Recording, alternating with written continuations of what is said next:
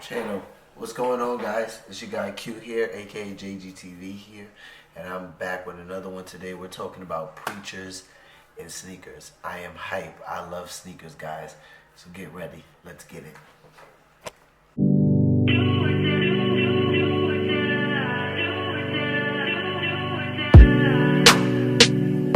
I'm gonna pick you up. I got the keys to my daddy's car.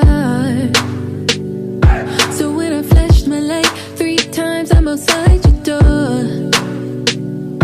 And we'll go up the way on a rooftop after dark. And we can kiss all night under neon lights and stars. We can laugh, we can dance, they wouldn't understand. Fall asleep next to me, wake up and sink back again. This is a real love story.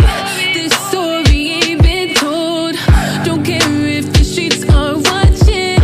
Let's give them something bold. Romeo, Juliet, they ain't got nothing on us. This ain't a love for suicide, but I'm gonna love you, do or die. And I try. What do I think about preachers and sneakers? Well, personally, I love the Instagram account. I know what it looks like. I've been on it. I like what the owner stands for, and I really like what he's doing as far as his account goes. Sneakers, for me personally, take me back to my childhood. Being in New York, basketball is so much more than just a sport. It's like a whole entire lifestyle. I can remember spending countless hours on the basketball court. It kept me out of trouble when I was growing up. I can remember when kids were getting killed for Jordans. It was so bad. My mom was so shook. I remember she was so adamant about me not having Jordans. Like, she sometimes would buy me Nikes, but she was adamant that she wasn't going to lose me to a pair of sneakers. So at one point, sneakers were deadly. So it's much more than just a sport for us in New York, One thing I do notice about being in the church and, ministering the gospel and teaching and preaching as well is that sometimes Christian can get caught in the poverty gospel mindset, and it's something we really need to let go of. God definitely calls us to be good stewards, but he calls us to be good stewards of everything, right, including our marriages.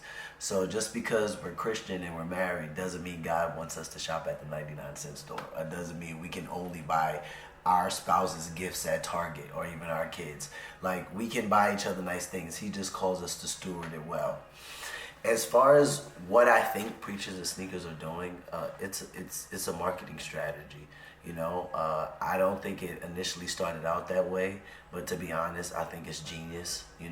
People market things all of the time, and why not market pastors in their sneakers? Because what it does is it raises our curiosity.